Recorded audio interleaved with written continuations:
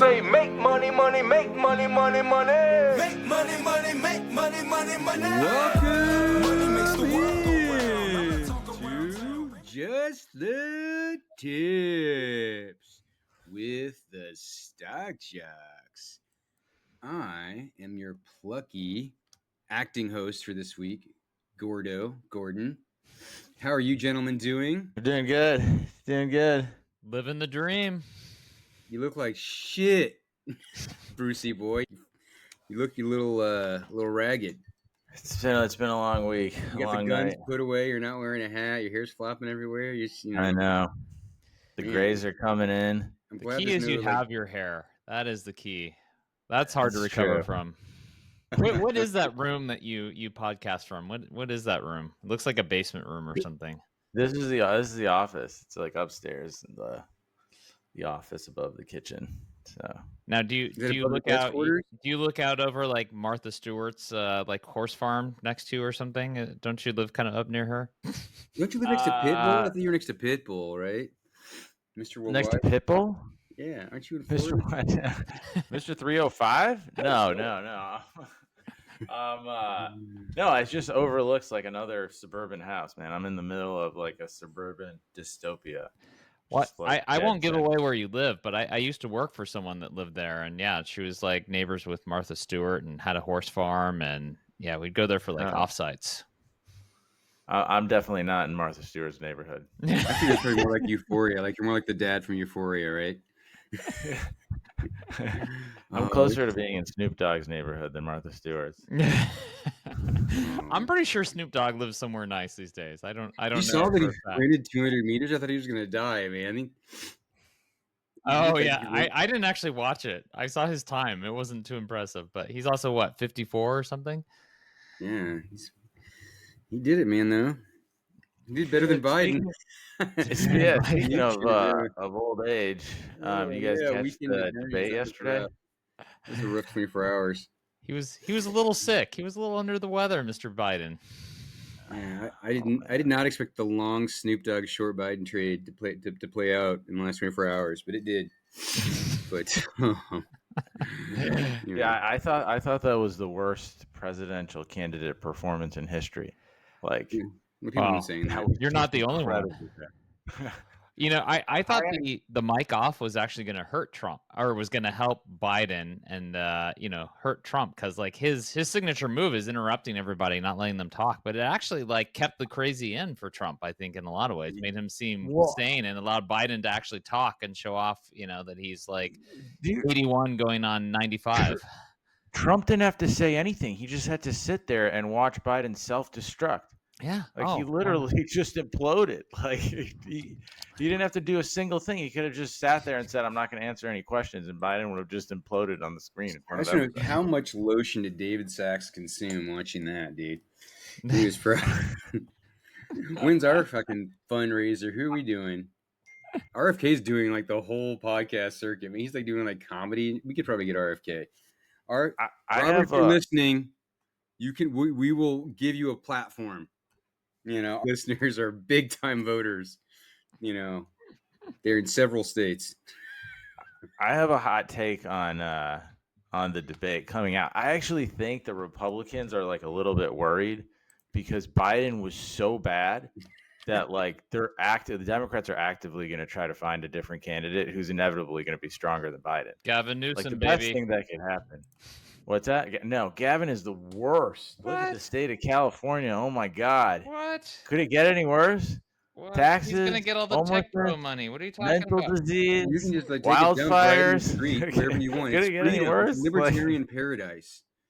It's amazing. Like right in the Whole Foods parking lot, people are just taking shit. Yeah. And if you don't have a syringe, just pick one up, light the end.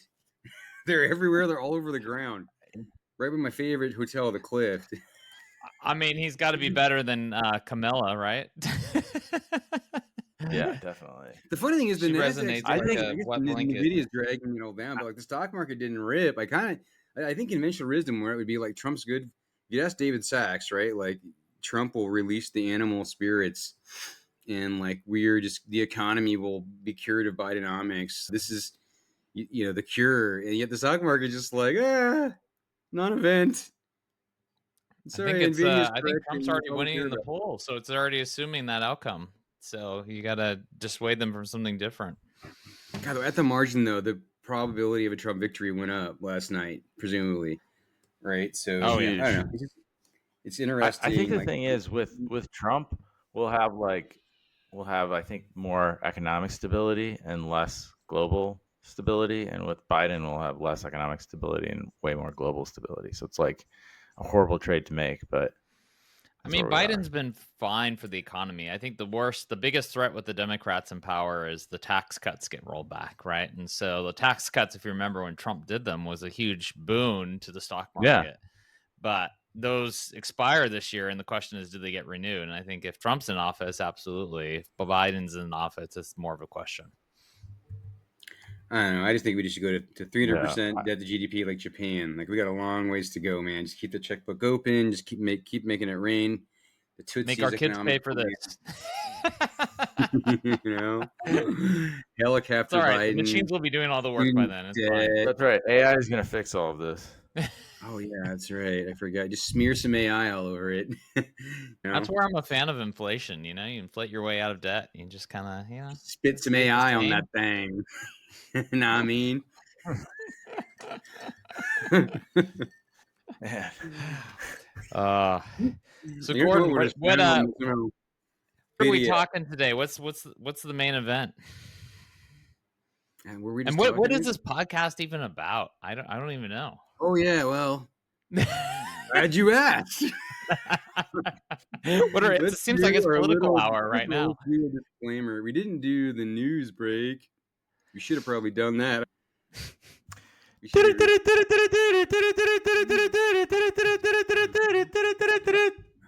always wants to do the rave one. Back to the disclaimer. Let's get this out of the way. Got to cite ready. All listeners need to consent to not. This is not advice. This is not financial advice. You know, this is us three guys just talking stocks, and you know, consult a financial advisor. Consult a professional. We don't know your personal life. We don't know your liabilities and your risk tolerance. So yeah, not financial advice. So do your own work, and but otherwise, enjoy and have fun. And that's my disclaimer. How was that? Yep, these are just opinions. So yeah, just opinions and buffoonery. Should we talk NVIDIA for 1 second? Can I just I just take us there? Sure. It's off 13% over how many days now? It was off 13% in 3 days. Came back a little bit, but 400 billion in market cap evaporated, which is like half of Facebook or something. I can't, I've lost track. It's insane. Yeah, there's huge companies that are brand names that are smaller than that. Just disappeared. I mean, really, basically, like, there's no real obvious information, right? Like, there's just been, hey, it's overbought. This thing got touched 3 trillion. Kind of worries of, hey, all these AI companies are losing money, and a lot of this investment is speculative, and where are the apps, and all the things I kind of said on the Super Micro, podcast right before the stock went, added like 500 billion in value. But it's just a bunch of fucking mo's. Basically, it's a correction. This thing's pretty expensive. I mean, I think no one doubts that NVIDIA is the winner here. It's just a matter of time, and that AI is real. It's just a matter of timing. A lot of comments on my Twitter, on my X, not the dead mean Twitter, about people making fun of hedge fund PMs and how they're like, oh, it's AGI and it's going to be NVIDIA is going to go to the moon. So suddenly people are kind of turning on institutional investors and saying they're a bunch of mo's. And I don't know.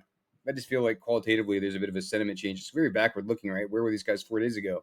But do you think it's just a breather for the stock? I mean, or do you think it's a long-term trend? I mean, I think it feels like the tailwinds are still there. So it's not an expensive stock really either.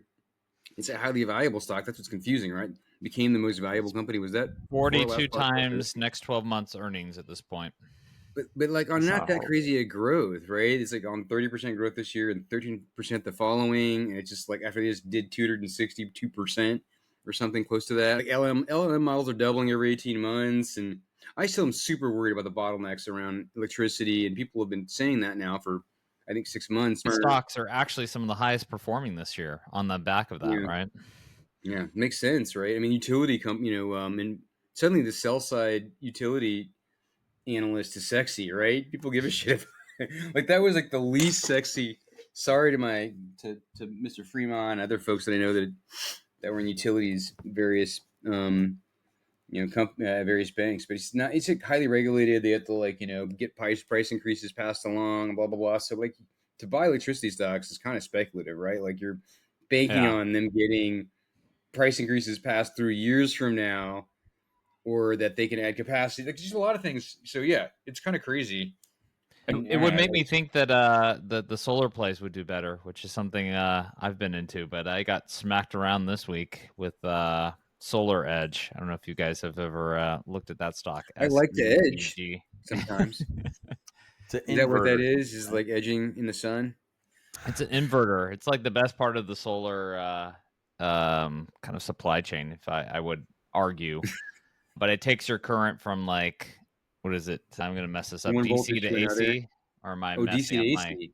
my direction? Because your panels will you get it in one and you need it in the other, so they basically invert I think it's it. all direct current when it's on the when it comes out, and it's alternating is like the surging of the voltage, up and down. Well, this is very dangerous. I'm not an electrician, but I play one in my tool shed.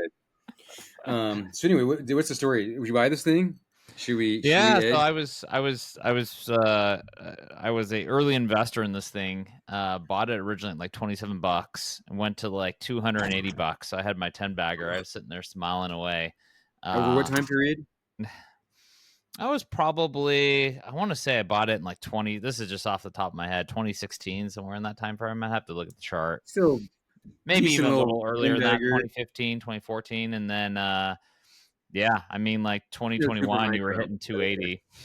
Yeah. So you had to be a patient investor, but that's still well outpaced the market, right? Well, it's a dangerous sector too, right? There's just been a lot of like ways to get blown up, like polysilicon. Like I remember, like the Chinese, they just destroyed. Well, the panel producers are all commodity, right? I think the inverter, there's actually unique technology there. There's only a handful of folks that do that. So you've got SolarEDGE, you've got Enphase, which I actually like a lot as well. But yeah, SolarEDGE round tripped all the way back down to basically where I bought it in 2015. But is what they're selling a commodity, or is there real IP in their hardware?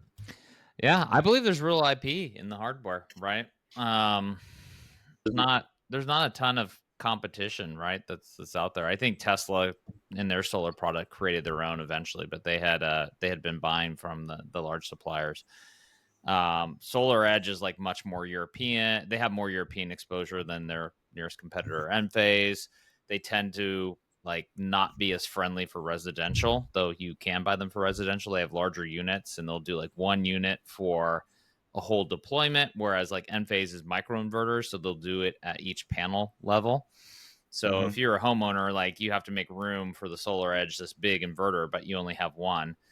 You get Enphase, it's on your roof, you don't see them, so it's friendlier. Enphase is friendlier for like the residential. SolarEDGE is better if you're doing like a big commercial deployment. But I own both. Speaking of that, whatever happened to the Tesla roof experiment? I've seen one house in my neighborhood that has it. Other than that, I don't know. They must be too expensive, right? I don't know. Why or are they ugly? I don't. It looks different, but it's not horrible. I thought the big advantage was it looked really good. Like it didn't look like a solar panel. Looks different, but yeah, I think it looks better than having the panels on your roof. So I don't know. It's a good question. I assume it's just too expensive for folks.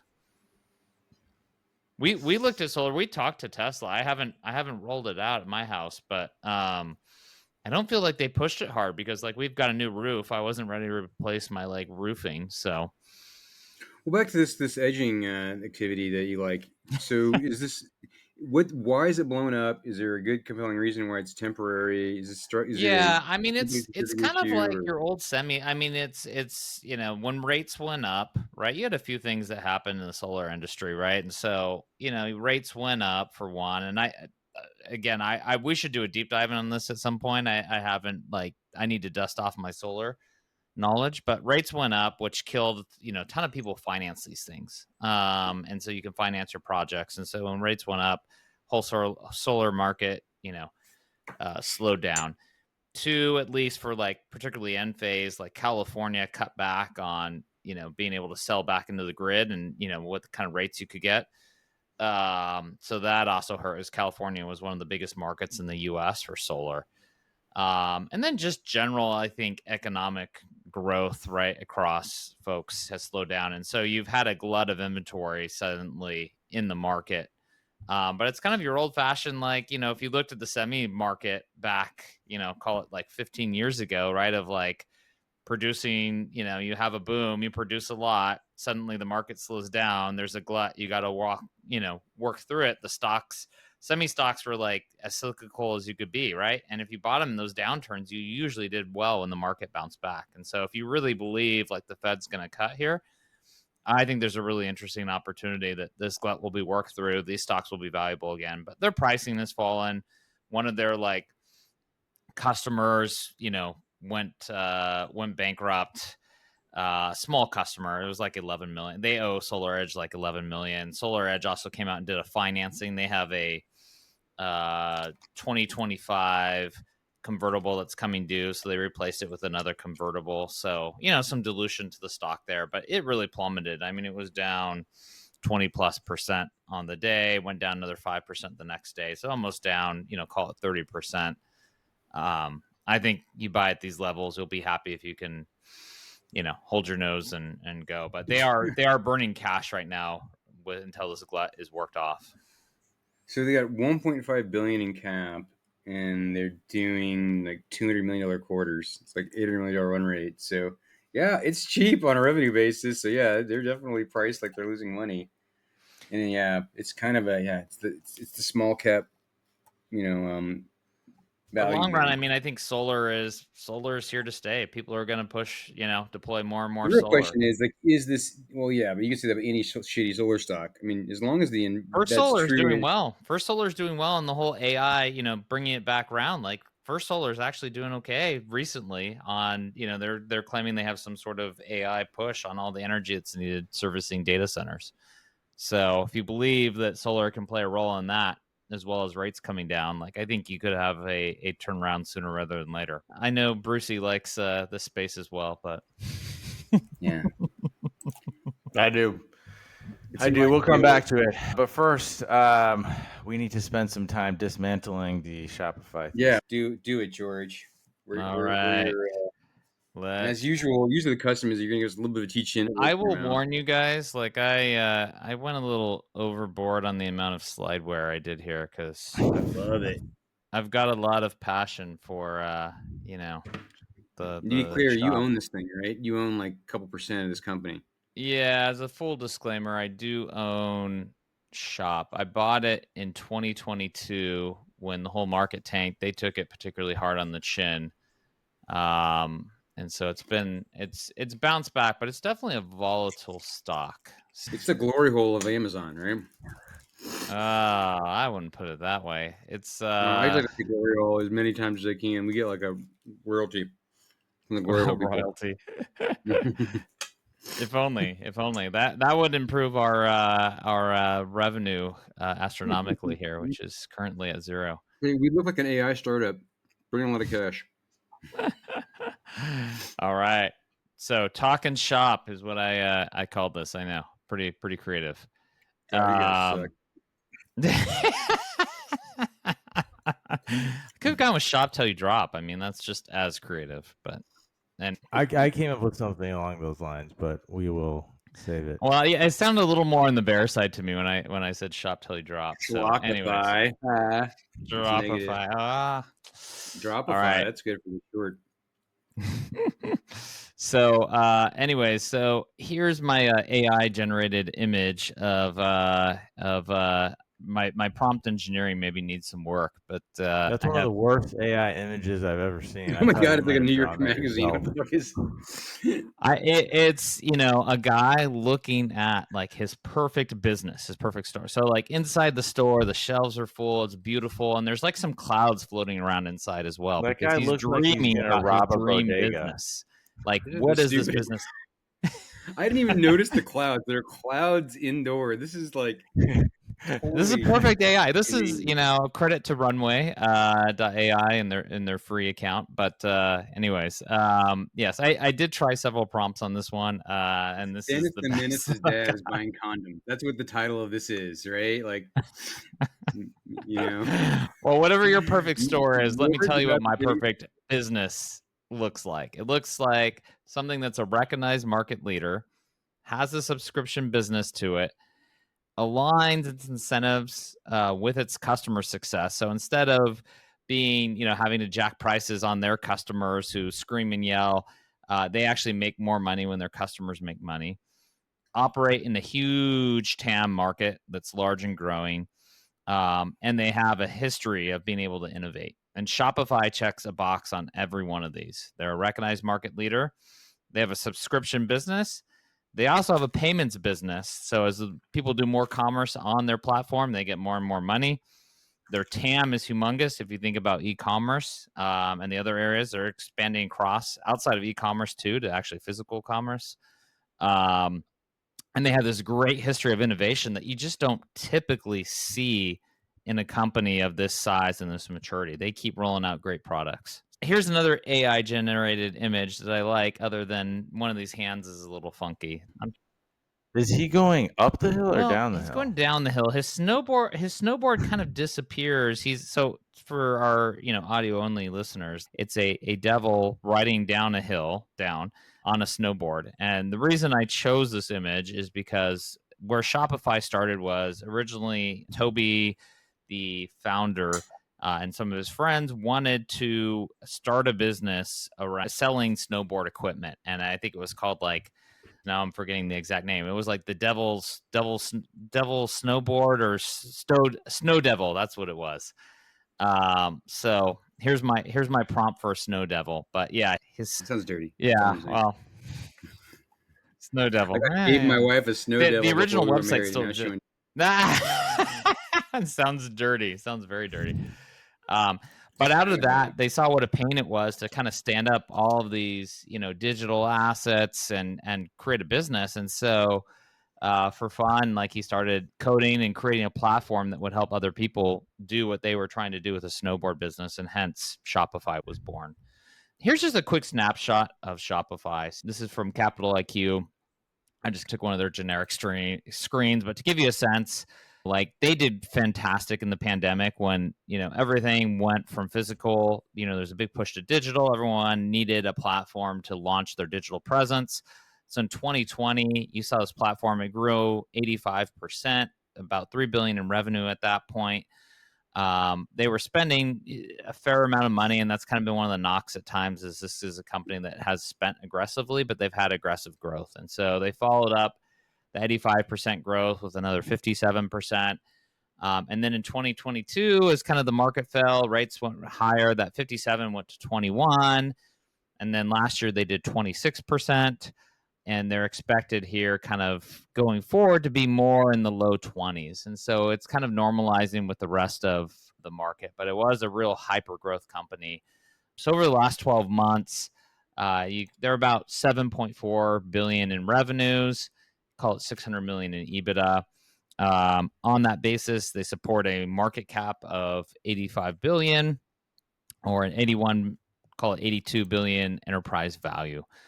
So it is a pretty hefty valuation there for this company. So what does Shopify do? So as we alluded to, if you want to launch a digital business online, that's what they go do. They're great at getting you a website, helping you stand that up. They've also now moved to other forms, servicing other types of small businesses. So you can think of them as a platform to help launch your small businesses. So whether it's online, it's brick and mortar, you want to sell in socials, even now they support B2B type businesses. So before it was all kind of your consumer, your B2C, and they've been expanding across that whole universe. What they do is they help you build apps, websites. They give you marketing analytics. They help you go international, manage your orders, your back office. They do tax. They do shipping. Shipping's through a partner that nowadays they used to have their own shipping business.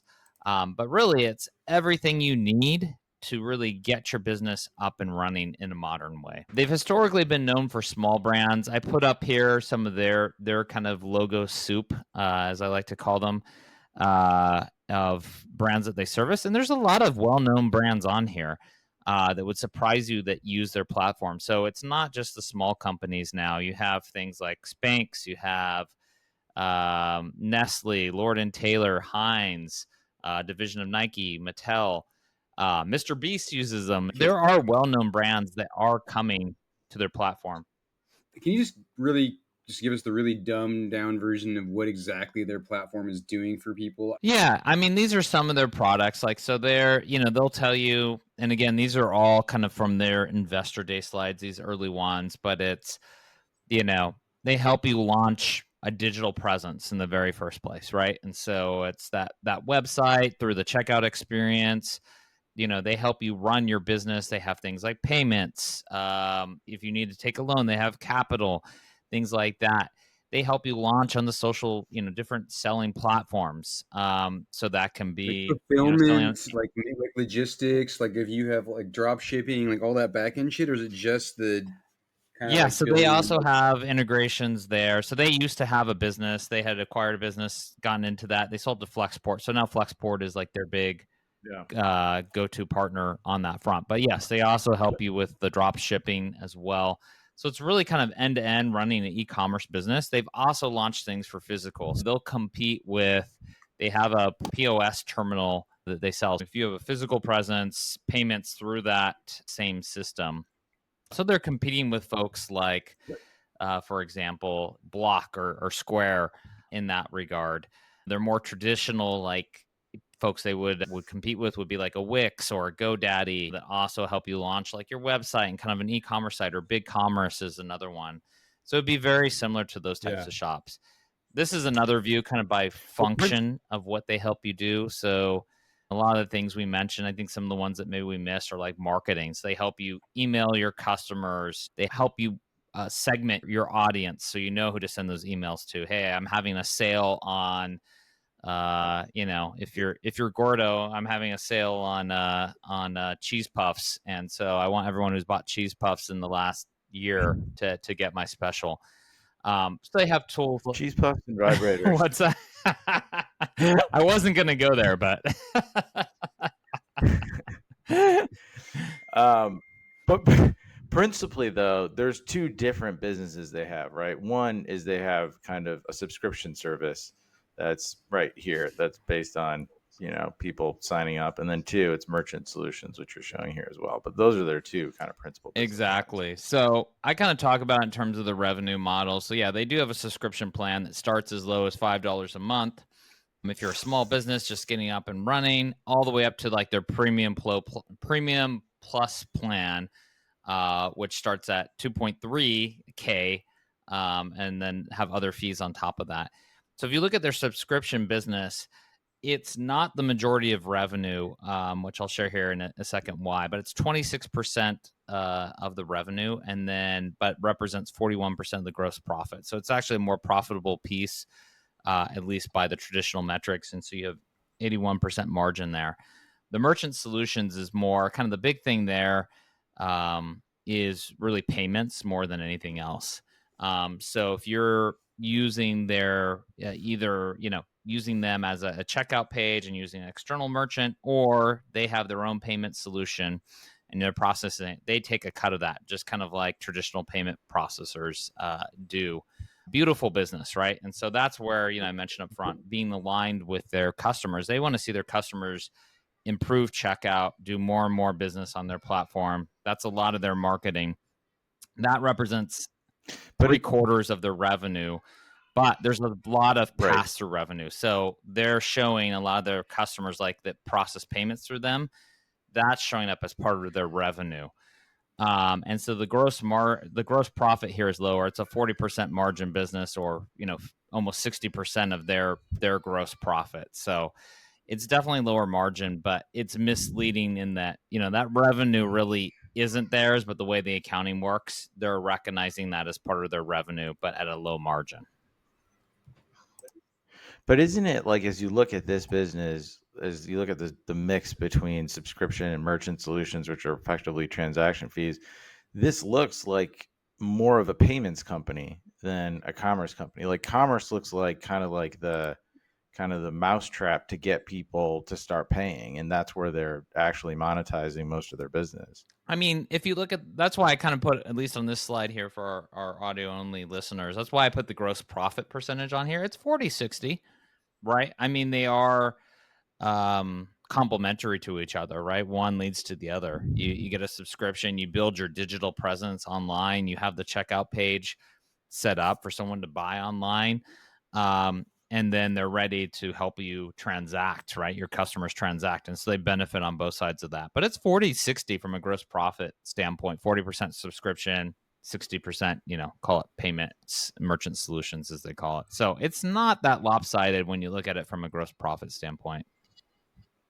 But even if you think about it on the gross profit standpoint, from a blended like gross margin standpoint, it's still like, I think the thing that, and I'll talk about it more, but like the thing that you can get conflated by is like a subscription business in your mind. You think of as like a software subscription business, which has like 80% type gross margins. Even as you think about this business in totality, like it's not an 80% gross margin business, right? It's like closer to call it a 50% gross margin business. Yeah, and that's true. From the pure numbers, I think if you looked at this business, if you didn't have that pass-through revenue, the gross profit would be, they would obviously have a lot less revenue, but the gross profit would be extremely high, right? Like it's not really expensive for them to process these payments, right? It's actually a great business of scale. I mean, if you think of like all the businesses that sit in payment processing to a degree, like they're just beautiful business models, right? You just sit in the middle and you kind of collect a toll. So yeah, I don't love the accounting for this, and I'm sure when we talk about valuation, this will come up as you kind of think about how they're valued, because the gross margin is lower. If you're using revenue numbers, is that fair? So I'm sure that's a question we're going to talk about. But yeah, I mean, I love the business of just being able to sit in the middle and collect a fee. Like who wouldn't want to do that? So I think that, yeah, I think that's true. But the problem is, like, then you should be comped against companies that do that, right? Instead of like comped against like high growth software companies that don't do that. Yeah. Right? Payoneer But or like have Paycom maybe some or parallel to give part of your credit, business. like, I mean, I read the JP Morgan initiation report that came out recently, and one of the valuation analysis they did was they basically did a sum of the parts, which I didn't have the time to do here. But they said, okay, we're going to take this portion of the business that's subscription, compare it to SaaS companies that are similar, and then we're going to take the payments business and compare it to payment companies. So at least in the comp table, how big a multiple difference is that? Are these payment companies trading at 2 times sales instead of 12? Like, what's the delta?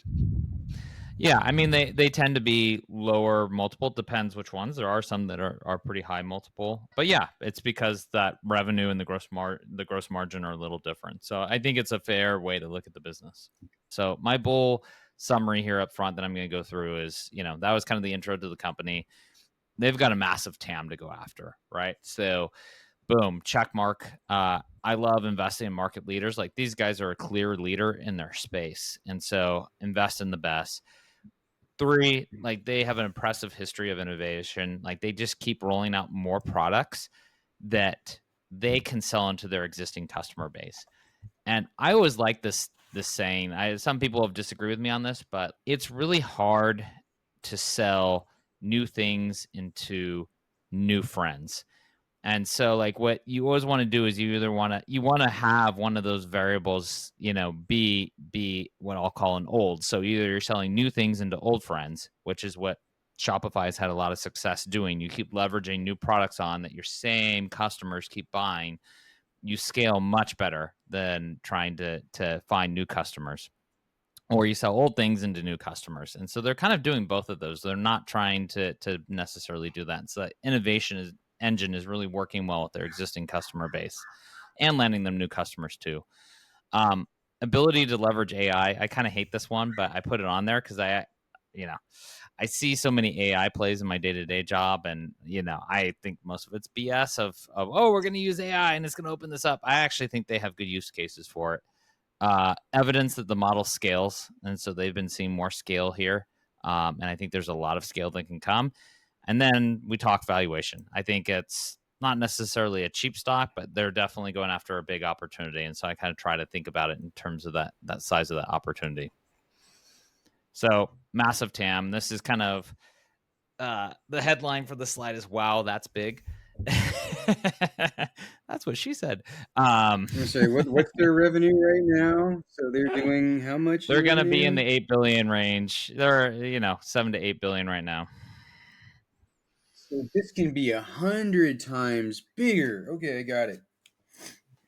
Exactly. You got a TAM of 849 billion. There's few businesses that have a legit TAM I guess we just anywhere go home now, near Berthy, this. You're done. Look at that TAM. It's huge. It's Can't huge. argue with a TAM slide like that. Right? Well, I can use there's short BS TAMs that are like, if every person in the world bought my solution, I would have $1 trillion TAM. It's like, well, yeah, but that's not going to happen.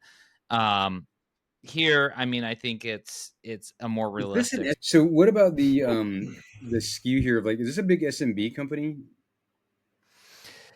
Yes. So they definitely historically, right? They are arming, you could say they are arming the average business to compete with the large retailers. They are arming your SMB to go fight with Amazon. However, as they show in their slide here for e-commerce. So basically, e-commerce is about 238 billion of that 849 billion dollar TAM. It started with small, and they've been moving to larger and larger enterprises. And so, in that logo soup I was showing earlier, there are logos that they're landing that you're kind of like, huh, that's interesting. I'm surprised a company that you would think of that services SMBs are landing these large, enterprises as they look to go more digital. So yes, historically, SMB aspiring to do more and more in the larger companies, and you see evidence that they are making traction there. The next section of their but why do SMBs have to fight against Amazon? Can't they just utilize both platforms? So they can. Amazon, extracts a pound of flesh, right? And you have to end up in their top search results, right? You have to be a preferred partner, et cetera. Like there's a lot to kind of make the Amazon machine work. If you don't want to, deal with that, you want to go direct to your customers, like Shopify is the way you do that. You can also list as a Shopify user. You can also utilize their platform to list on Amazon and Walmart and these other marketplaces as well. So you can go omni-channel across as well. But yeah, there's downside to definitely listing on Amazon, aka they're gonna extract their pound of flesh. And they're a lot more expensive. I mean, meaning Amazon's expensive, yeah, right? Like it's not cheap, right? Search results. Well, I think there's two sides to the coin. Obviously, like if you have your own website, even if it's powered by Shopify, you still have to get eyeballs to that website, which arguably is harder than getting eyeballs that are already on Amazon to show up on your kind of your Well, shop. it's a good thing Shopify launched some marketing tools in 2023 just to help the retailers do just that. This is also true. Think However, services, right? Like not everybody's selling a good necessarily that Amazon's going to sell, right? And so, you can be a service offering a service. You want to have a digital business. There are other angles here that they can necessarily help with. So I would say it's broader than that. The one thing I will say is like if this is another view of the TAM. This is another TAM slide, but like the way they've gotten such a big TAM, like when they launched in 2015, like they would tell you, hey, we have subscription solutions and Shopify payments. It's a $46 billion TAM. They keep launching products, and that's what's expanding this TAM. And so products plus geographies, scaling up for larger merchants. That's what's really taken it from that 46 in 2015 to almost 850 billion in 2023. And so it feeds into what I'll talk about later on the innovation front. So continuing launching products that their existing customers, can take on. Here they give a little more. This is a finer cut, and we can get into this later, but they go from TAM to SAM. So TAM is total addressable market. For those that aren't familiar with that, it's like everyone you can sell to. What SAM is sellable addressable market. So you might say, hey, my TAM is everyone could use this service in the world, but realistically, like who can really access it? So if they cut down by the geographies they really service, their core geographies, like for example, China is a huge e-commerce market. They don't service China today. So that's where a lot of that goes down. So they say, hey, our actual SAM is more like 404 billion. So, still plenty to go after as a $8 billion revenue company today. So they call it 2% penetrated.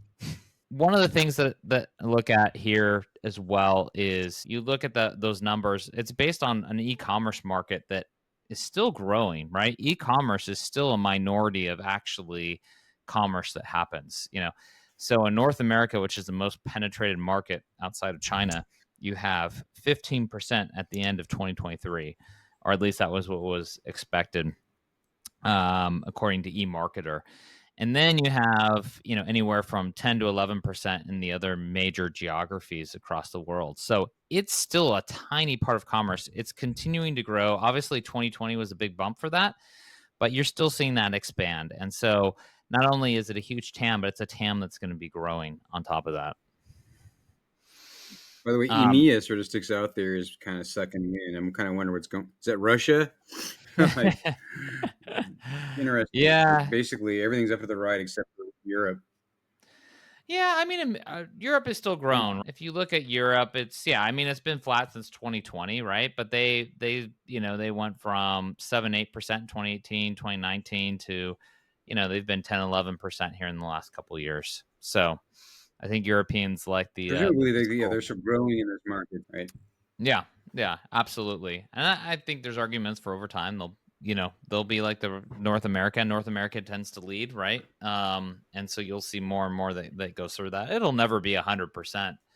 Where does it land? We could have a show just on that debate alone, but I don't think anybody's going to say 10-11% is a final resting place for e-commerce and a mature economy.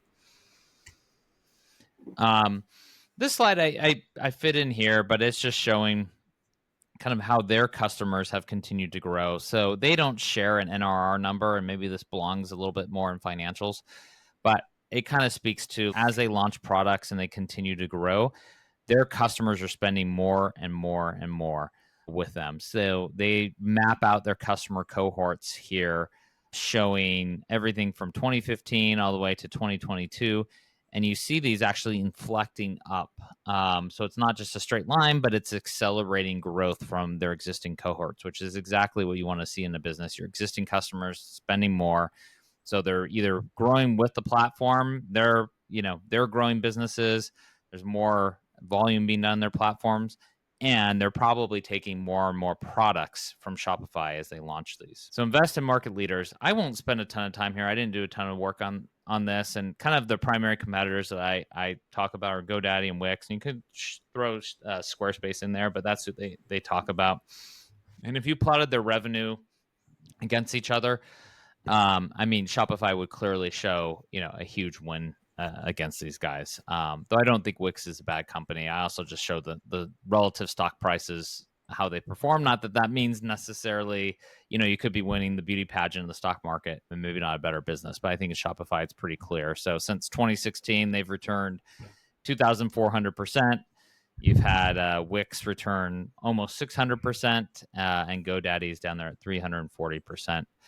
Impressive history of innovation. A pandemic stop, right? It was. If you look at that chart, when that growth came down from, call it 80 and then, almost 60% down into 20%, you saw the stock fall, right? But it's not out of line with what I would call, their peers today. And so you see it building back up here on the chart and beyond. It was like everything's going to be digital. Digital is the way commerce is going to go. So I think everyone was looking forward to that e-commerce penetration continuing to get accelerated even faster, right? I think eventually it's going to take longer to get there in a non-COVID world, but that's where the potential is.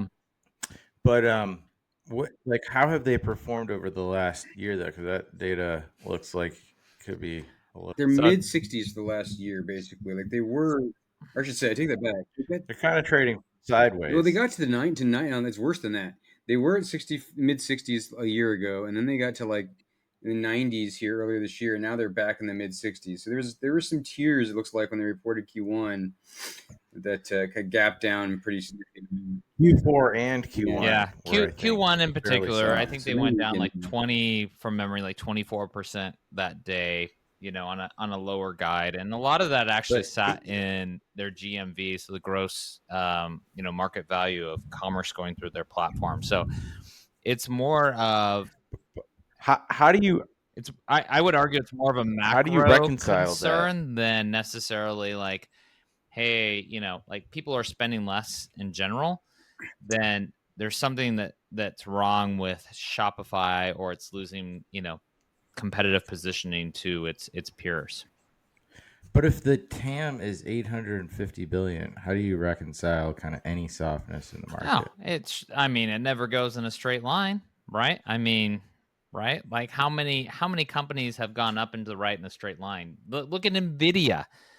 NVIDIA, like, so I'll toot my own horn here. I bought NVIDIA back when it was now split adjusted 70 cents originally.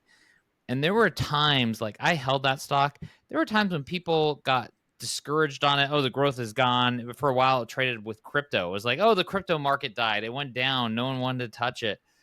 It's never up and to the right. Everyone always knew it was an AI stock. And then suddenly Gen AI comes along and boom, you're back off to the races again. For this one, it was COVID. Everybody's going digital, push to digital. It's never a straight line. So I think this is the same thing. And it gives you, one of the reasons I wanted to talk about it was that downtick. It's like, is this an opportunity to buy into what I would call a tier 1 company at a discount? That's what you're always looking for. So that's what I would argue you have right now after Q1, and it's starting to already bounce back. I agree.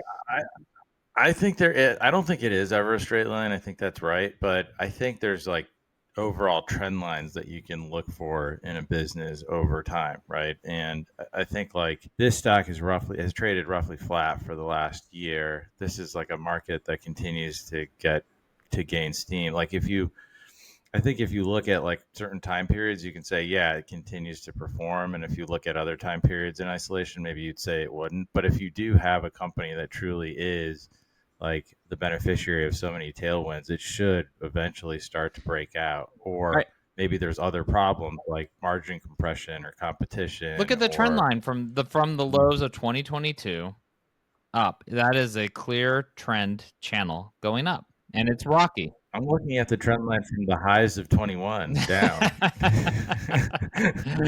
That's where it's heading back up to, my friend. That's where it's heading back up to.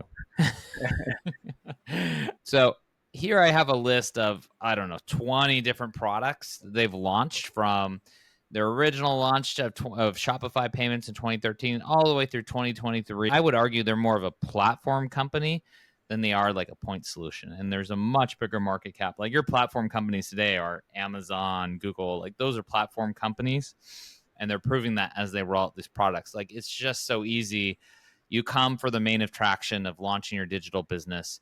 And once you're on that, it's so easy just to add these additional features and functionalities and keep paying them more and more. So there are areas where I think where you've seen AI have more success and early success. And I think a lot of that obviously has rested in the model layer where you see OpenAI obviously doing, $2 to $3 billion in revenue today. They're generating real money. You haven't seen a lot of applications, but where you are seeing success, early success in the application layer are in things such as customer support. So obviously you could train AI to answer customer inquiries much better than historically has been done with Gen AI. It's much more realistic. It's better answers. And Shopify has launched products here. So if you're a small business, customer support is a heavy burden. They launched 2 products in 2023 around this. Marketing's another area. One of the first hot start Gen AI startups was a company called Jasper. It was like helping you with your marketing out the gate. And then everyone's like, oh, wait, this is just a thin layer on OpenAI.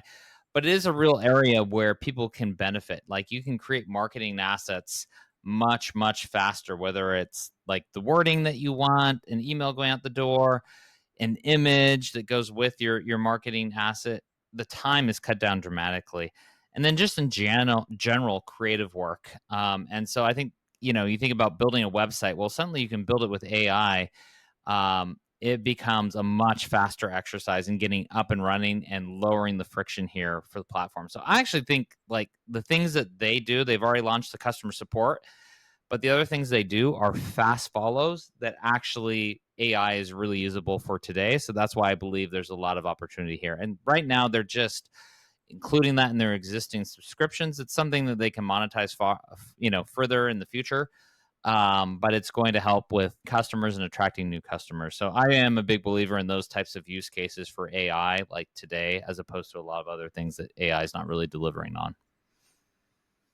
Operating, margin. So there's been a lot of scrutiny on how much they spend. They've spent a lot because they believe there's a big opportunity in front of them. And so when you look at 2019, going to the pandemic, 65% of the revenue was, at least in Q3. So we're kind of computing, this is Investor Day presentation, Q3 of 19 to 23, 65% of operating expenses, or 65% of revenue was operating expenses.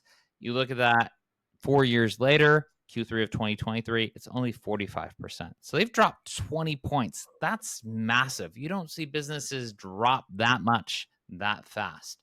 So they really do have a model where they have a lot of operating leverage. I would also argue, and I've seen other analysts argue this, right now they're kind of still in land grab mode.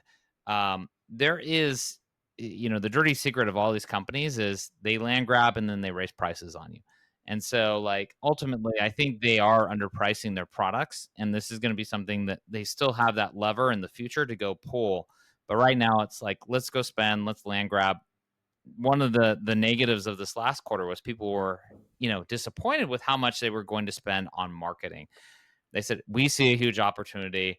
We need to go grab this. So they are bullish in their own business, maybe, towards a long-term view and sacrificing the short-term view here. And that Wall Street might not like us spending more money in this environment, but they see the opportunity. So they've demonstrated there is leverage here. I will say some of this has come as they shed their logistics business, which was not profitable for them. They handed it off to Flexport, as I mentioned earlier.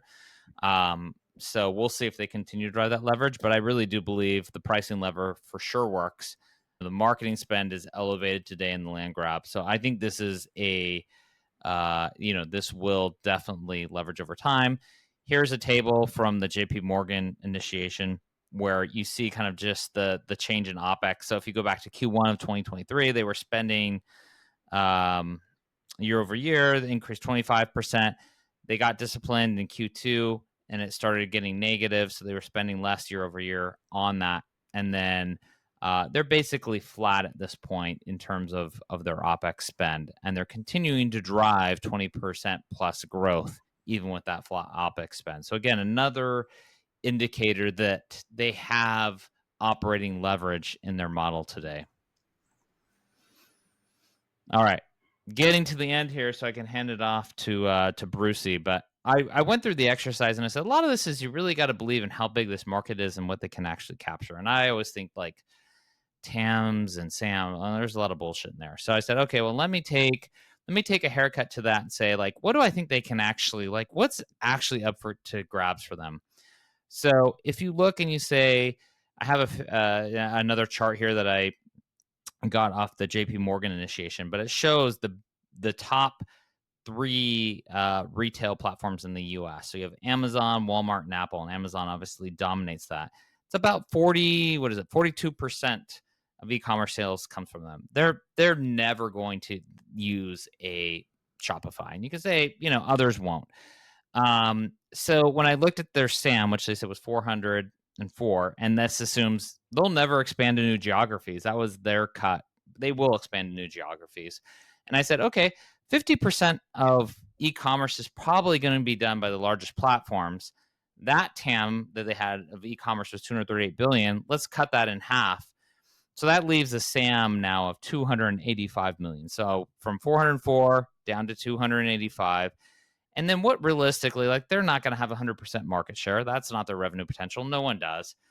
Let's say they're a market leader, in a crowded market, they grab 20%. What does that mean? What is their revenue potential? And this, again, assumes they're not continuing to expand that TAM as they have in the past, e-commerce is not penetrating deeper.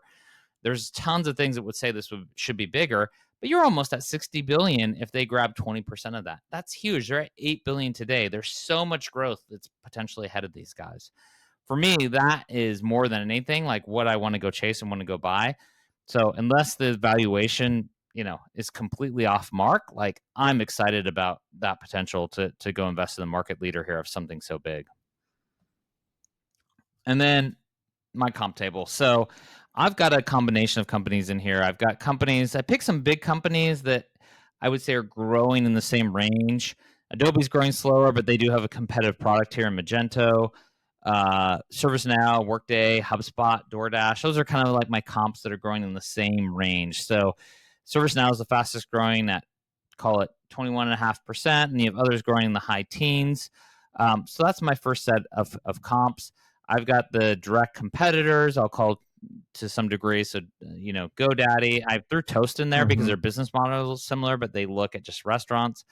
BigCommerce, which is small and cheap, but not growing. Wix, Block, we talked about Square, their payment terminals, etc. And then another payment processor, Adyen, which is European. But I also threw them in there because their business model is really similar to payments. And all those guys are growing kind of similar. There's varying, but if you look at them across the board, like Shopify is expected to grow next year at about 21%. None of these are blowing that out of the water. Toast has 26%. This Adyen has 22%. ServiceNow, right in the same line, 21.5%. They are all trading, if you take the EV to and this is a company that I would say you should look at on a basis of EV to revs to start with, because they are not maximized for profit. So if you look at them on a PE basis, yeah, it's a nosebleed, right? They're at 64 times. Revenue is going to be a better starting point. So Shopify today trades at 9 times for revenue. If you look at this other group, you have anything from Block, which is down, and Block's the example of kind of the payment example that Bruce was talking about at 1.5 times because a lot of that revenue's inflated. But their other payment processor is up at 13.5 times, the Adyen, and they are driving a much higher multiple there. ServiceNow growing at kind of the high end of that 21, right in line with Shopify, is at 13 times for revenue. So you have quite a range, and Shopify falls within that, maybe slightly to the higher end. The multiple that we've talked about a lot in the show is taking that EV to revs and then dividing by growth, right, to adjust for that. And if you do that, it fits very neatly in this category of companies at 0.4. So if I look at it, Adobe's at 1, ServiceNow is at 0.6. So again, big company, best in class, growing similar amount. It's more expensive. But they're in a completely, but I would argue that like the bottom comps here are the ones that are more akin to what Shopify does. And the ones at the top, those are enterprise software companies. I mean, there are some similarities, but like a ServiceNow and a Shopify are two very, very different businesses. Whereas like a ServiceNow and an Adobe, I think the ServiceNow more business similar. is Like applicable to their SaaS business, which is why it's on here. Which, yeah, it's the minority of their business, but it's 40% of their gross profit. ServiceNow, but ServiceNow's gross margins as a business are like 80%. Like if you're using the same revenue profile and you're saying that you're trading on EV to revenue for ServiceNow is going to be much different than EV to revenue for Shopify. Like they're two very different gross margin type profile businesses. Yeah, no, I think that is a fair critique, and that's why you do see a difference of 0.6 to 0.4, which is actually a big difference in this type of multiple, right? It's a 50% higher when you think about those numbers. But when you look at it versus a GoDaddy, which is at 0.8, I would argue that's a very similar business. Wix is right in line at 0.4. I think it's not expensive especially big to buy the best in class company here. It trades right in line with the rest of them. So why would you not buy the best in class company when it trades in line with the rest of these guys? I think it trades maybe in line. I can't figure out which column's the EV to growth It's column. very Maybe at it the trades it's in right line at on the EV to end there growth, if you but can see it. Sorry, it's probably small. I know it's a little bit of an eye chart. I can't read the numbers, but I guess like when I think about it, I'm just thinking about EV to revenue as like without the growth, and just to understand as like a kind of line in the sand in terms of like, this is how you should benchmark valuation, right? Like you think about high growth companies, they trade at like 10 to 15 times revenue. You think about mid growth companies at like 7 to 10, and like everything else is kind of below that. But from a SaaS standpoint, but like I think you can compliment them on EV to revenue to get kind of a smell test in terms of you're directionally in the right place. And then growth is obviously another factor that helps you level set with regards to how they're performing as a company, maybe independent of other companies. So I think it is a kind of valuable part of the equation. But I just think like when you look at EV to revenue for Shopify versus BigCommerce or Toast or Wix or Block, like they're 2 times as Got faster growth, my friend. I They've can't got really see faster on this growth, chart which either. is why when you plug that in, I think they trade right in line with the rest of this group. They're not out of whack. And again, I would take a best of breed company that trades at a similar multiple all day long. Like these guys are just executors in a huge market TAM that not all the ones on this list play in. To me, like I would love this bet, and I'll just cap and I'll let you make your argument. Is like a friend of mine asked me, he said, well, like what's a I don't want to like bet on a bunch of small cap names. Like what's a big cap name that you really believe could like double? And my answer was like Shopify. Like, could you believe that Shopify goes from 85 billion market cap to 170 billion market cap, like easily, like, given the huge market they're in, the space they play in, their innovation, like, I don't think that's unbelievable by any means. So to me, I love, But could it go to 40 billion? it is a volatile stock. I will give you that. So if they can't execute, if they stop executing, I do agree. The downside there could be fast and furious, right? If that growth came out, people would look at this and say it's too expensive. I think that's right. That's the balance, is like how much downside risk is there in the name versus how much upside is left in it, and how much do they have to execute in this market, and what is the right sort of comp profile. And with that, let's flip over to the bear case on Shopify. So the title of the presentation is Shopped Till It Dropped, which I think is a good analog or analogy for what happened to Shopify. Good company, great promise. Maybe at the end of the growth part dropped. All right, go slow down. So, the for our listening audience, it says slow down, speed bump ahead on this slide, and I think that's a good way to characterize sort of where Shopify is today. I think they were speeding and they were going pretty fast and they were going pretty far, and then all of a sudden they hit a roadblock. Can't maintain hyper growth that forever. Roadblock, you can't maintain hypergrowth forever. But really, I think maybe to Gordon's point, it really was a story of boom and bust, and the boom came in the form of the COVID pandemic. So if you go to the next slide for a second, I'm showing my favorite chart on revenue and revenue. What you're seeing here for those that are listening, sorry, that's is my COVID. The revenue, the revenue chart on the left and the revenue growth chart on the right. And the company does continue to grow. The issue isn't so much that they're not growing, it's the speed at which they're growing. And so during the pandemic, this was really one of the sort of pandemic, they were growing almost 90% in 2020, and they were growing almost 60% in 2021. These were on pretty strong comps in terms of what they were doing from a baseline revenue standpoint. But since then, it's fallen automatically, and it's kind of flatlined, I would say. So in 2022, they were growing at about 20%, 2023 at 26%, and then 2024, the estimate is that they're going to drop below 20%. And when you drop below 20%, I think in the software markets, which we'll talk about later, they're not a software company. It's one of those things, I think, that signals to the market that it's not a growth stock anymore. And I think that ends up really hurting valuation. even though it's almost arbitrary that it's below or above 20%. I think it's kind of like a valuable spot that people look for in terms of delineating between companies that are still growing for better or worse. Shopify is quickly falling into the latter camp there. And so the slide title is "We Need Another Pandemic Fast."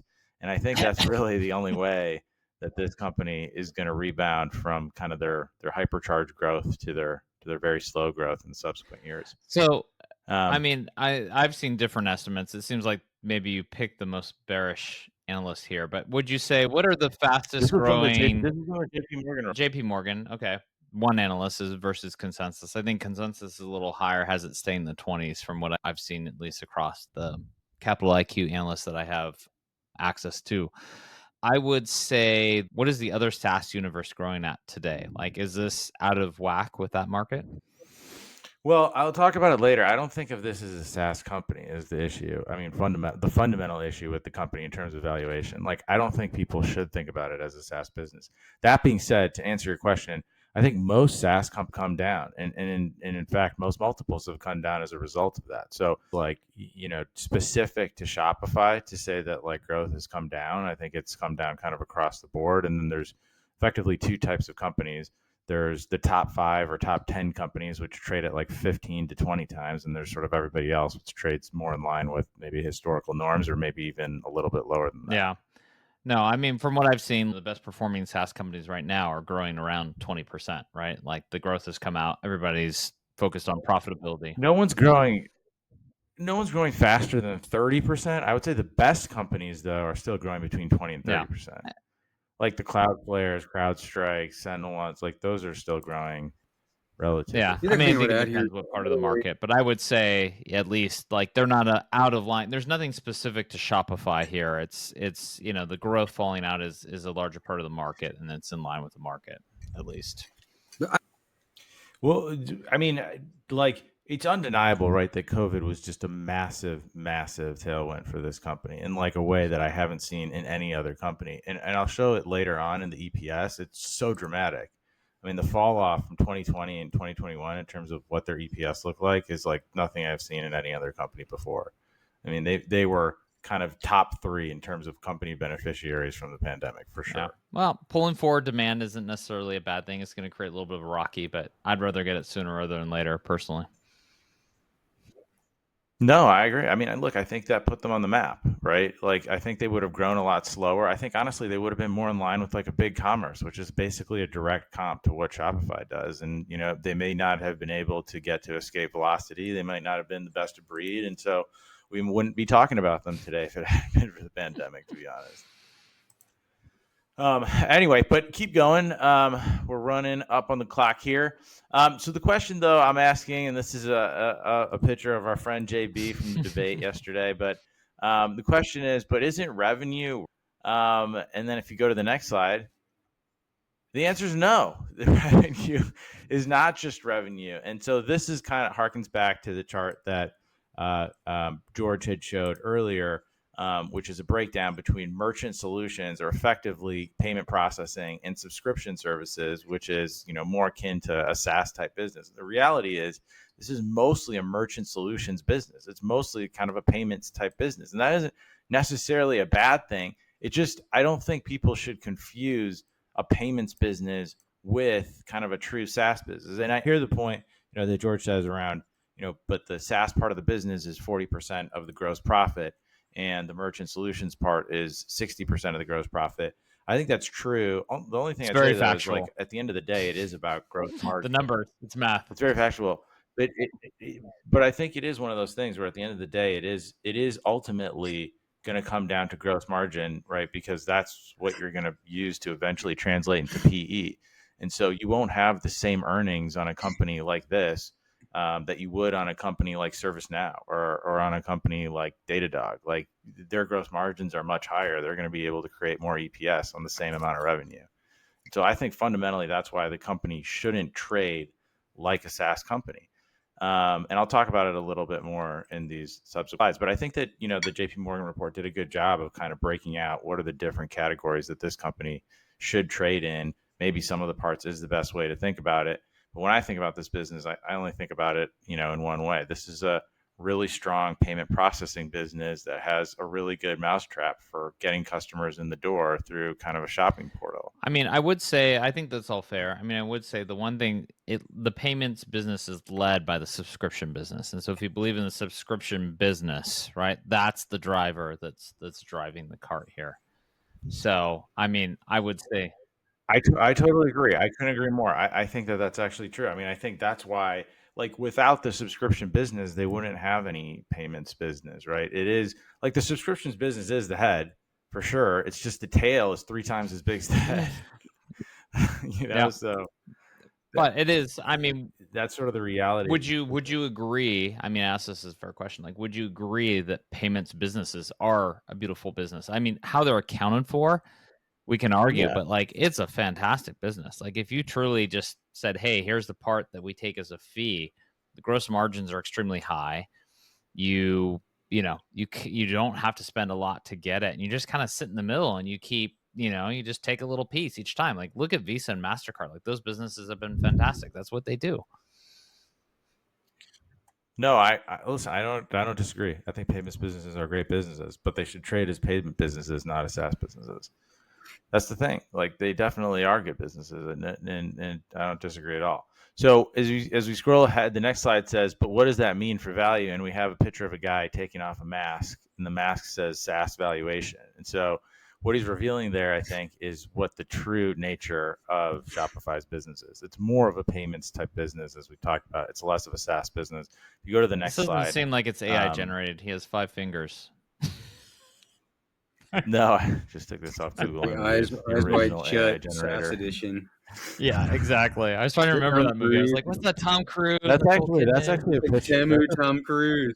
That's a picture of Gordon. If for folks that want to de-anonymize us, it's a real life weekend cosplay. We do the whole Christian Bale, American Psycho. My wife and I cosplay every weekend. Do her leg over my shoulder. Anyway, that's a different slide. Yeah, we'll save that one for your other podcast. For all the Gen Xers that got that joke, I think I lost everybody below the age of 35. That's all right. And so basically what I'm showing here for the listening audience is, a slide that says, this is who you really are. And this is really who Shopify is. I mean, these are truly their comps in the market today, right? They're not, and to George's point, they're not as high quality companies for sure. Like, they definitely don't have the same user base. Outside of GoDaddy, none of them are even at kind of $10 billion in market cap. But these are truly the companies that compete against Shopify head to head. So this is the realistic comp group. I'll talk about it on the next slide, but there's also payment processors that you could look at in terms of what the comp set looks like here. But as you can see here, this from an EV to gross profit for 12 months, or even EV to sales on the forward 12 months, trade significantly higher than the comps, right? It's almost 3 multiple turns higher. And I feel like that's a very expensive price to pay for this stock, especially a stock that's, generally seen compression in the market and slower growth even through the last 2 quarters. Like, it's not a stock that you would be like, this is a no-brainer, it keeps going up. It's just a matter of how fast it's going up. It's a question of how fast they can even grow. Obviously, as we showed from the earlier slides, like the growth has come down significantly. It's like high teens growth now instead of mid 20s or high 20s, or even in the pandemic high 80s. So I think it's a question, like, are you willing to pay 3 multiple turns more for a company that's slowing down? Yeah, I mean, I think they would. I would argue they have a more complete solution than any of these guys to go after a bigger market. One, right? I think you always have to pay up. Like, one thing that I've always struggled with as an investor, just like to back up, is like paying up for the best of breed. So if you look at like today, like, we talk about the security companies a lot, but it's like, well, are you paying up for like, a Cloudflare or CrowdStrike and these guys that trade multiples? Well, like, they've always trade at a premium multiple because they're going after a huge opportunity. They're the best to go, capitalize on that. And I think that's a little bit of the same thing here, is you're paying for best of breed. And so, you got to take that leap of faith. I think that's true. I think that's true. I actually do think that's true. It's just a question of like, how much are you actually willing to pay for that? And like when are you kind of like enough, like, you know, if they continue to hit quarters, like the reason the stock I think has checked down this year is because they just haven't hit their growth expectations. Like just like, you know, even if you are a best of breed stock, if there's headwinds in the broader market, you know, they're going to impact you. And if you are trading at a higher valuation than everybody else, chances are they're going to impact you more than your next best competitor. There's more room for you to fall. Yep. So flipping to the next slide, this is basically, you know, this is who we are, or maybe, you know, Shopify is this, and I'm showing the same comps that that George had showed, Onion, Block, and Toast. Similarly, you know, it trades higher than most of the comps, other than Adyen, and I think it's one of those things where you have to question, like, does it deserve that premium, kind of thing. Going to the next slide. Do you know what Toast's gross margins are by chance? Because they're in line on an EV to sales on Toast, right? I mean, they're a little bit below, but I assume they're maybe not showing, maybe account for their payments in the same way, or it's a smaller portion of their business. I don't know, actually. It's a good question. Yeah. I mean, Toast is an interesting business. It's comparable, but they're much smaller TAM, right? They're very constrained to restaurants, so that's their go-to. They are, but you could argue maybe they're like more sticky. Like their revenue growth is obviously stronger in the next. So it's basically double, right? What Shopify's is in the next 3 years. Their gross profit plus revenue growth, whatever, like kind of analog that is to the rule of 40 is pretty good. I've never seen that before, but maybe it's the rule of 50, and I don't know. They look like they're pretty good there as well. Yeah. But yeah, if you move to the next slide, this is what I'm saying in this slide, but it's not this. And this is the enterprise SaaS comp sheet. And, you know, these are like, a lot of these companies are kind of the best of breed in the enterprise software world, right? So, Snowflake and Zscaler, Datadog and CrowdStrike. Like, it just isn't one of those companies. Like, I really think, like, for any investor, if you're looking at Shopify, you shouldn't be thinking about them in the same vein or the same valuation kind of range as like a AppLovin and Cloudflare, CrowdStrike, Datadog. Like it's a fundamentally different company. They're never going to have the same gross margin profile. They're never going to be able to, you know, earn the same amount of money on the same amount of revenue that one of these companies would. So I think like the best you can do is probably what, you know, JP Morgan had done in terms of a sum of the parts. But it seems like a relatively complex exercise for a company that you could probably comp against their true peers. How many of the, so, I mean, a few quick comments. Like one, I mean, you have revenue growth of 19. Like I think the consensus is still above that in the 20s, but like, it's not that out of line with the rest of this group. You know, for the most part, they trade lower than most of the group, which is probably fair given their lower gross margin than, you know, these guys that are all probably 70s and 80%, just looking at the names. But it doesn't feel dramatically out of line.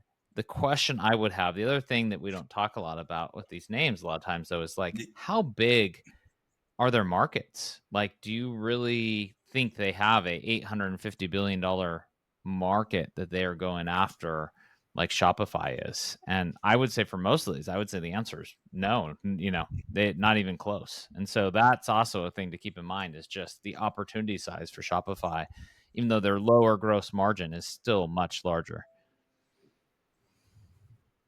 I don't know though, because the thing that my view is this on just the market size. Like, I think it's impossible to tell like the valuation for any company based on market size, because those are such generic views of like overall industries that they never like actually retail tell you much at all. is huge. You know, like we know it's like if you look at just retail, it's a $3 trillion market globally. It's huge. And I'm not saying they're going to capture all that, but I can't say that like Palantir, who sells into the government, has a $3 trillion market. I would say it's much smaller. At some point, that budget is constrained on, you know, and what they can go. I think that's true in some ways, but like, you would have rather been a Palantir, CrowdStrike, Cloudflare holder 2 years ago, even though their markets were fundamentally smaller than the e-commerce market that Shopify sells into. The question is, like, what would you, in the next couple of years, what would you be holding? Yeah. But those market dynamics were true 2 years ago. They were true 5 years ago. Like the e-commerce market was always much bigger. Like the cloud market has always been bigger than all the other enterprise markets combined. But like you'd rather have been a CrowdStrike shareholder than like a, I don't know, like a, I can't think. Let me of ask you: it. is there a sustainable competitive advantage here? Like everybody on that list you just showed me has a pretty fucking clear moat. Like everybody. I mean, I don't know about Trade Desk. That might be the closest one, but the rest of these guys, like, yeah, Cloudflare definitely huge moat. CrowdStrike huge moat. Datadog huge moat. Like, what's Shopify's like network effect? Like, it's Wix plus payments. I mean, like that just sounds like shit.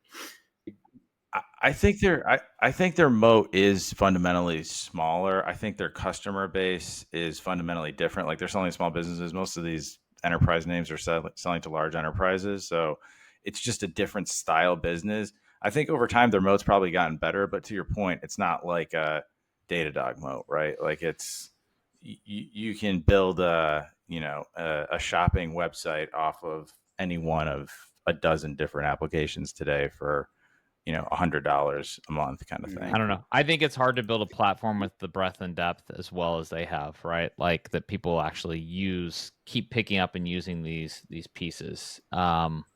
And you don't see companies able to do that. Like I think their moat is actually their ability to innovate and roll out products that are actually value added. Because a lot of businesses will use like best of breed if your product's not good enough. And it seems like they can keep rolling out products that are competitive. So that would be my argument for a moat here is like just the evidence that we've seen as they continue to roll out products and the breadth that they have now that none of their competitors can even get close to. And they keep spending more on R&D and they keep spending more on marketing than all the other guys in the space. Like it's only going to continue to grow, I would argue. All right, bring us home, man. And hurt their margins. Let's bring this shit home. Yep. Yeah. Let's do it. So this is just a quick slide that shows similar to what George had showed that trading. I picked a different time range. It's basically trading flat, effectively over the last your year. opportunity set. There's a lot of volatility, as we've mentioned in the names. Potentially, there's a lot of opportunity on the upside. I would think that there's a lot of opportunity on the downside as well. Skipping ahead, this is something that I alluded to before. I haven't seen before at any other company. Like they really benefited from COVID in a way that is just, it's special. And then, we got into 2022 and this was a more normalized view of their EPS where they basically printed 4 cents. And in 2023, they came out to 73 and then they've slowly grown from there. I think ultimately, though, this is going to trade on PE. I know it doesn't today. If we go to the next slide. Quickly, not to draw this out, but there's an element of like they talk about investing aggressively, right? Like being that land grab stage, and so like what happened in COVID is no one expected that. So of course they showed huge profitability. 2022 was the opposite effect. So for audio only, like they were 2019 they were 37 cents. 2020 they went to almost $4. 2021 down to $2.45 as they started to spend more aggressively.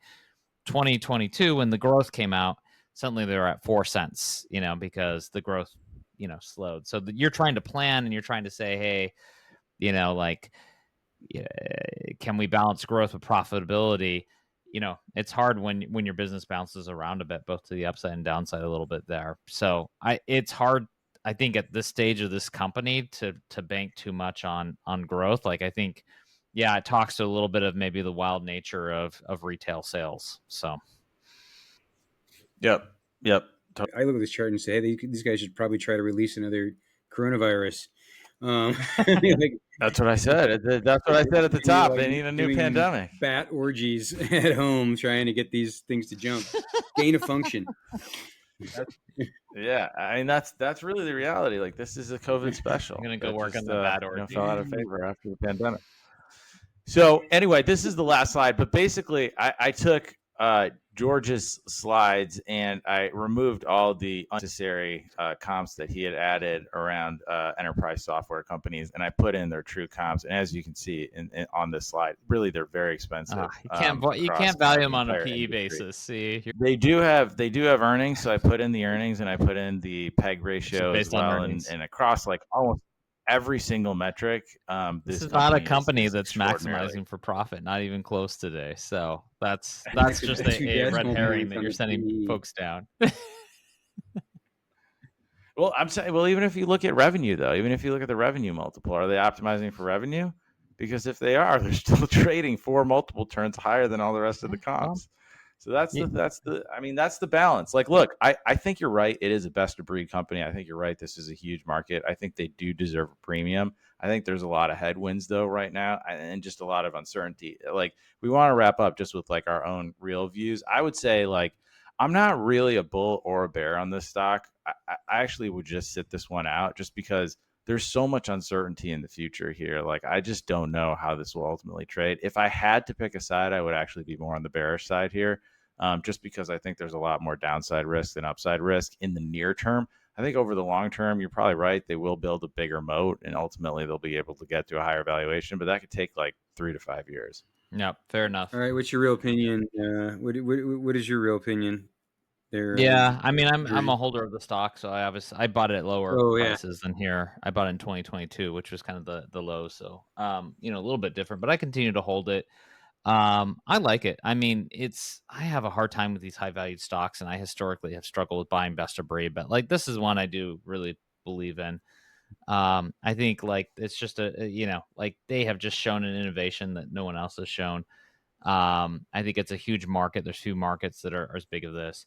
The one thing we didn't touch upon, what I do think is a little bit of a risk, but I'm not too worried about it, is like the more you have the rise of like, I did the chart where it's like you had the big retailers, like they'll never use this platform. Like the more that you have rise of big retailers, so like you see what's going on with like Temu coming into the US, some of these guys, like the more that takes a share of commerce, like it's not good for these guys. These guys are supporting little businesses, but the same token, like right now you still see licenses for small businesses at all-time highs. Even like the pandemic was the highest, but it still hasn't come down much. So like small businesses are still healthy, it's still going on, but that is a threat. But overall, like I'm a bull here. I do think this is like they continue to execute. I think the market will kick back in here. They're gonna outshine the rest, and so it's a buy, going after that huge TAM, especially in the long term. Yeah, I think I'm probably more in the having heard both you guys.